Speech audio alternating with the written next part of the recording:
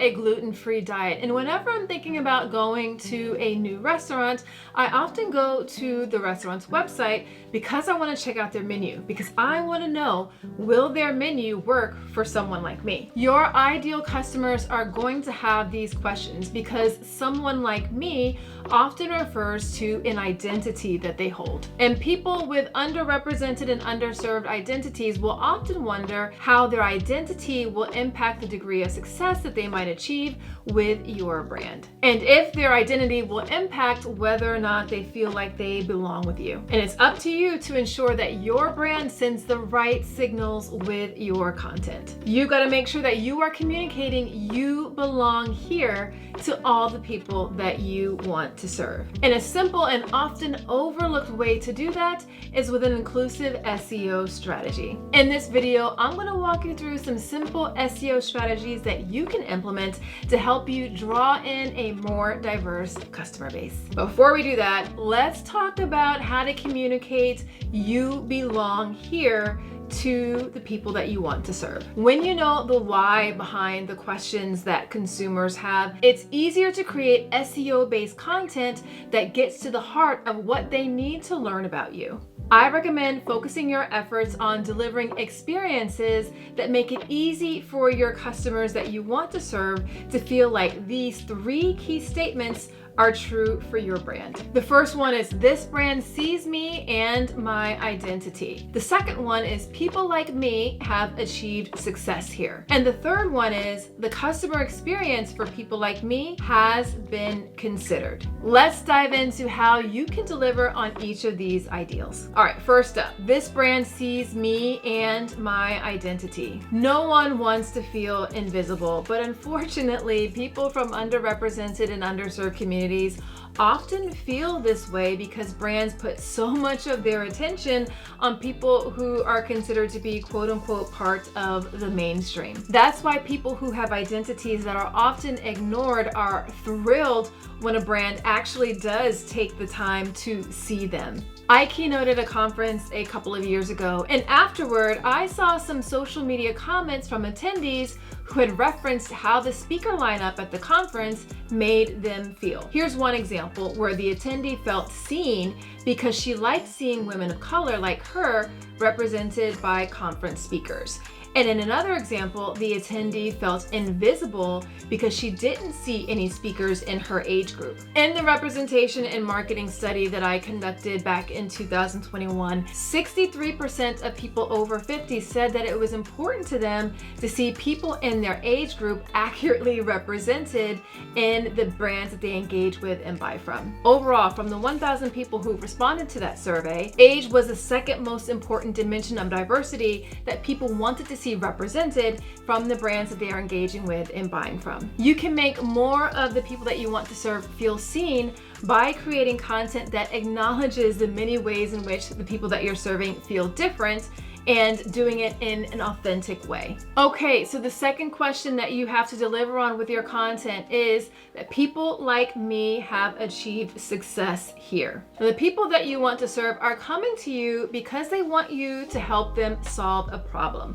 But unfortunately, not everyone achieves success at the same rates. Over the years, I've advised many clients about how consumers' identities have a correlation to the success that they achieve with different products. And as a brand, it's important for you to be aware whether or not specific customers and identities aren't thriving as well as others are. This awareness positions you to put solutions in place to close any existing gaps. Here's a clip from an interview that I did that explains this concept a little further, using what's called the water versus the fish principle. So, many people have lots of thoughts about the education system as a whole, and depending on who you talk to, they may say it's the fish, meaning, oh, it's the students, or it's the teachers, or it's the parents, always trying to say, well, they're to blame for this problem, right? It's a fish problem, not a water problem. And, thinking beyond that, you're really just saying something's wrong with the people, something's wrong with the customer, something's wrong with the community, versus really looking at the water. and saying, what systems, what policies, what practices do we have in place that are causing the types of results that we're getting?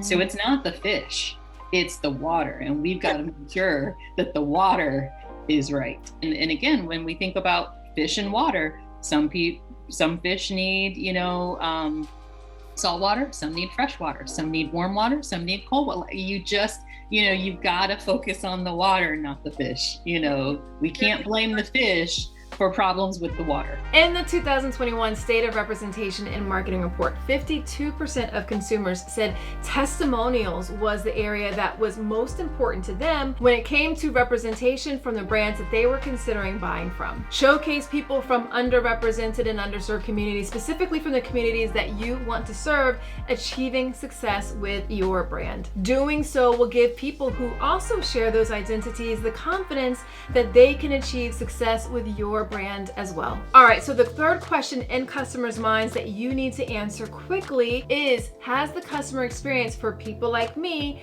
been considered? Now, I don't know about you, but I haven't met one person who enjoys feeling like an afterthought. But too often, people from underrepresented and underserved communities feel like afterthoughts in the experiences that brands deliver. This, of course, results in less than stellar experiences with the brand. I've had more than my fair share of these, by the way. Here's Erin Perkins, a disability advocate, sharing her frustrations with a common brand experience. One of the things is I also want people to think about it in this way. How easy is it for you to go listen to a podcast as a hearing person? How many clicks does it usually take you to listen to your favorite podcast? Probably 2. It will take me 6 or 7 clicks to get to the transcript. Oh. That's like a million steps. Right. Just to have equal access. That's not equal access. No, it's not. My advice is to show all the customers that you want to serve that they do indeed belong with you by delivering experiences that work for all the identities that you want to serve. And I've learned that it's often the smallest of details that deliver stellar experiences. One consumer shared a delightful experience at a hotel saying, the towels were super plush and oversized to fit anyone's size. It's the small things. Another consumer expressed gratitude that she didn't have to ask for accommodation with a brand because it was already available. And another consumer told me that she wished brands knew that everyone is different, but we all want to be treated the same. Your customers, no matter their identity, want to feel important as they're engaging with different elements of your customer experience. When customers feel like they are important to you, they are much more likely to be loyal to you as a result. Consumers who are made to feel like an afterthought or a burden, they're gonna go somewhere else. Okay, with that foundation in mind, let's get into the components of an inclusive SEO strategy. Once you have defined the identities and the communities that you want to serve, now it's time to produce content that speaks directly to those identities. So let's get into those strategies that will help you do just that. Publish inclusive SEO optimized content on your website that answers common identity-based questions. Many people from underrepresented and underserved communities are aware of the ways in which they are different and how that impacts their experiences as consumers. To minimize friction and poor experiences, many people from underrepresented and underserved communities will do research in advance to find out if a brand that they are thinking about buying from will work for them before making a purchase. Having SEO optimized content on your website that answers the questions that they have will allow them to find the answers that they need very quickly. In addition, the fact that you've taken the time to proactively produce content that answers questions that you know that they are going to have demonstrates that you see them. For instance, as I mentioned at the beginning of this video, I follow a gluten-free diet for health reasons. And anytime I'm considering a new restaurant to eat at, I have to go and look at their menu in advance to find out if there's going to be something for me to eat there. However, unfortunately, restaurants often don't have that information available on their websites. Sometimes I conduct a secondary search to try and find a menu, but land on unrelated websites like Find Me Gluten Free. It's a missed opportunity for these brands. And almost every time I end up going to a different restaurant that caters to gluten-free people and has it noted in their menus. This page from Google's website is a good example. It showcases the accessibility features of Google Pixel phones by including a video from a content creator on their behalf. It also includes testimonials from people in the disability community who use the features to accomplish their goals. My advice to you is to think about all the different identities of the people who have the problem that your brand solves. Brainstorm what common identity-based questions they will have, then create content on your website that answers those questions that makes it easy for them to take the next step forward with you. All right, the next step in your inclusive SEO strategy is to create and optimize Google business profile. My husband, Jonathan, who is a Spanish speaker, once typed in peluqueria, which is the Spanish word for barbershop. He typed that into the Google search bar on his phone and he got 0 local results. Now, whenever I searched barbershop on my phone, I got a hit for a location that was less than 50 meters from where we stood. Simple adjustments to that barbershop's Google business profile would have enabled them to appear in my husband's search whenever he was asking about barbershops in Spanish. Vero Massage Therapy is a great example of an optimized Google business profile, as it makes it clear to LGBTQ+ and Latino communities that they are welcome at the spa. Salon 54 also does a great job at this by including key accessibility information to let all visitors understand their options. To activate this inclusive SEO strategy for yourself, create a Google business profile and add the attributes that make sense for your brand based on the customers you serve. Real customers can leave you reviews on your Google business profile, and you should encourage them to do so, about their real experiences that they've had with your business and your brand. When customers see uncurated reviews of people like them on your profile, it gives them the confidence they need to take the next step forward with you. This is an example from Clicker, a text marketing software company that has customer reviews on its Google business profile. What stood out to me is in one review, the commenter wrote, "It's easy to use, even for someone like me who isn't very tech savvy." Remember, people are seeking an answer to that all-important question.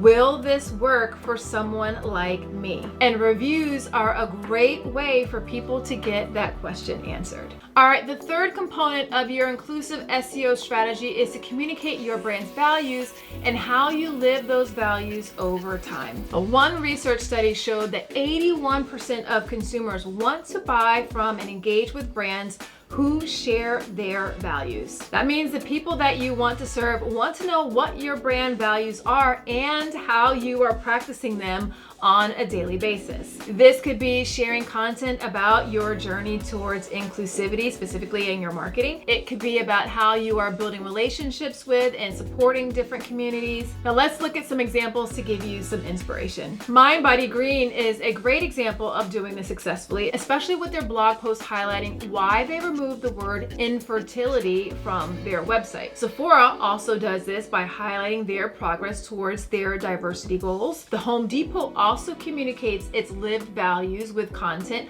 highlighting its Retool Your School program, which supports historically Black colleges and universities. The program has existed for 15 years, and the brand's YouTube channel even has a playlist of the impact the program has had on campuses over the years. My advice to you to implement this component of your inclusive SEO strategy is to create content and put it on your website, on your social media channels, everywhere you can think of, that talks about what your brand values are. Then continue to publish SEO optimized content that demonstrates you in action living your values. Now remember, your customers often won't know about your values, what they are, or how you live them if you don't tell them. It isn't bragging or performative to talk about the work that you're doing to live your values or the impact that it is having on the communities that you are serving. Rather, think of it this way. It's an inspiring way for the people that you want to serve to see what you're doing and to hold you accountable to what you said is important to you.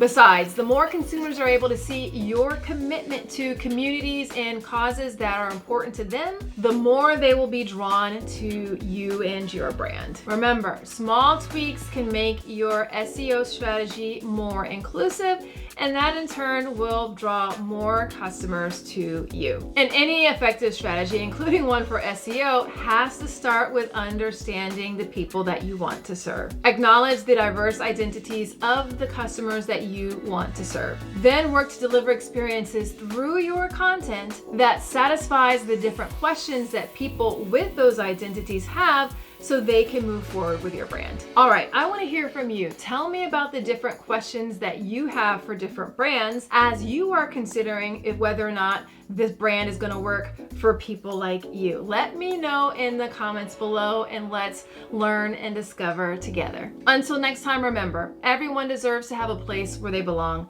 Let's use our individual and collective power to ensure more people feel like they do. Thanks so much for listening. Talk to you soon.